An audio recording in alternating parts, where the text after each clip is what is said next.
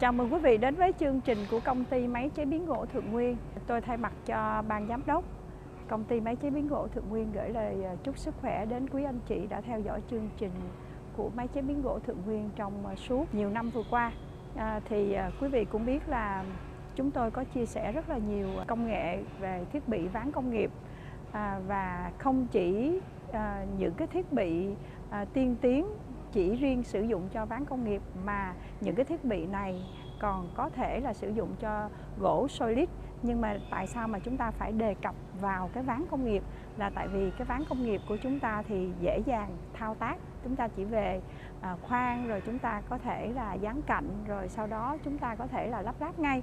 Thì như quý vị thấy là đây là một cái sản phẩm trên tay tôi, là có một cái loại ván công nghiệp. Ví dụ như những cái sản phẩm như thế này thì chúng ta có thể là khoan một lần 6 mặt. Công ty nhỏ lẻ làm những sản lượng trang trí nhỏ cho những cái chung cư nhỏ thì ta sử dụng những cái thiết bị nào. Và hôm nay chúng tôi giới thiệu đến quý vị một cái máy gọi là HS21T.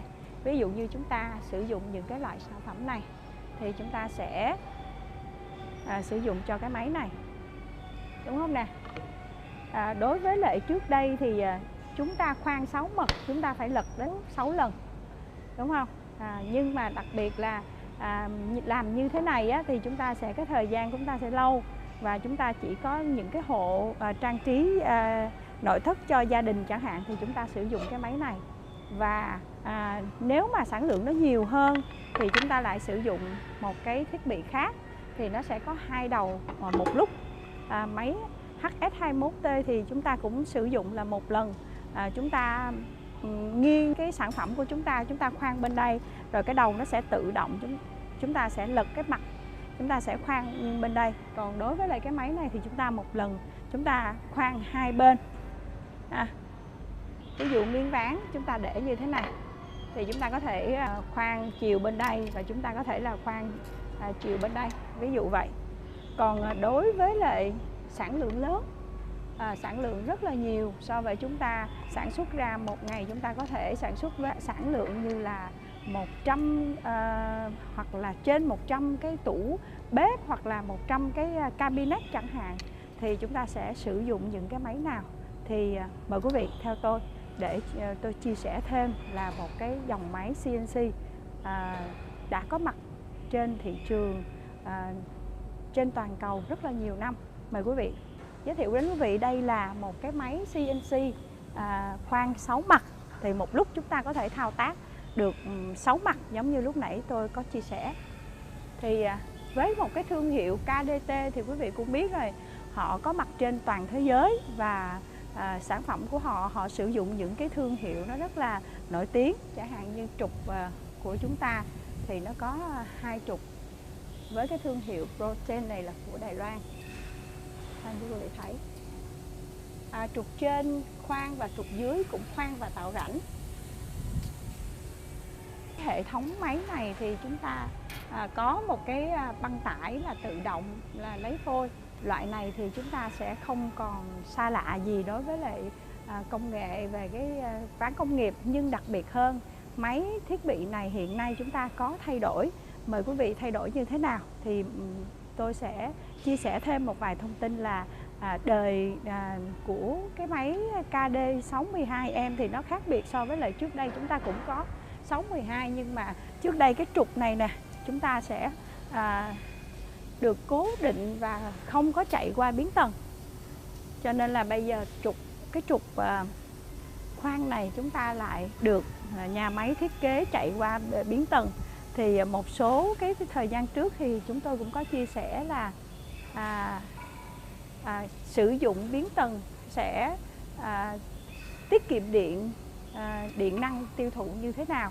Thì chúng tôi có chia sẻ đến quý vị. Thì quý vị cũng biết là những cái sản phẩm sau này thì chúng tôi luôn luôn muốn gửi đến quý vị là một cái dòng máy chúng ta nên sử dụng biến tần thì nó sẽ có một cái tiết kiệm điện năng nhiều hơn. Và mời quý vị theo dõi thêm là chi tiết hệ thống điện của máy. Mời quý vị xem hệ thống điện của thiết bị. Như những cái máy CNC thì chúng tôi thường hay chia sẻ là tại vì sao mà chúng ta phải có một cái tủ lớn như thế này, thì tại vì chúng ta luôn luôn giải nhiệt để cho cái hệ thống điện của chúng ta luôn thoáng và chúng ta sẽ sử dụng được bền hơn. Đây là những cái inverter với thương hiệu là Delta, họ sử dụng cái driver cũng là thương hiệu của Delta. Thì quý vị thấy là nó có X, Y, Z và A, B, C và U. Thì những cái driver này chúng ta sẽ khống chế hai cái đầu khoan tạo rãnh ở phía dưới và cái đầu khoan ở bên trên, và được thiết lập qua biến tần. Máy thiết bị này được rất là nhiều nhà máy sản xuất ván công nghiệp họ sử dụng, vì thứ nhất là cho ra cái sản lượng cao, thứ hai nữa là rất là ổn định. Đó là một vài thông tin. Đây là hệ thống hơi của máy. Chúng ta sẽ có một cái hệ thống hơi để chứa hơi và hệ thống bôi trơn. Mời quý vị xem. Đây là hệ thống hơi của máy. Quý vị thấy không? Họ sử dụng những cái thương hiệu E-Stack của Đài Loan. Chúng tôi sẽ mời một anh kỹ sư để thao tác máy cho quý vị, để quý vị xem là thao tác làm việc của máy nó đạt hiệu suất và cũng như là năng suất như thế nào. Mời quý vị.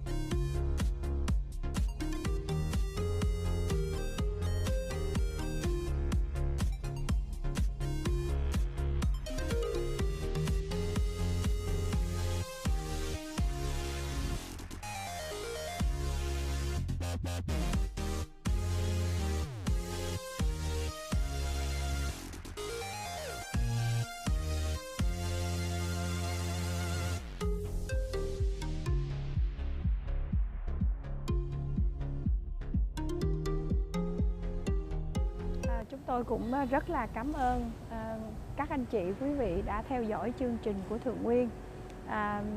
Trong thời gian qua thì chúng tôi được rất là nhiều anh chị gửi email, gọi điện thoại về và yêu cầu chúng tôi làm những cái video kỹ hơn về những cái linh kiện của máy, cũng như là cái cách chúng tôi sản xuất, nếu mà chúng tôi có sản xuất hoặc là chúng tôi nhập khẩu những cái thiết bị đó.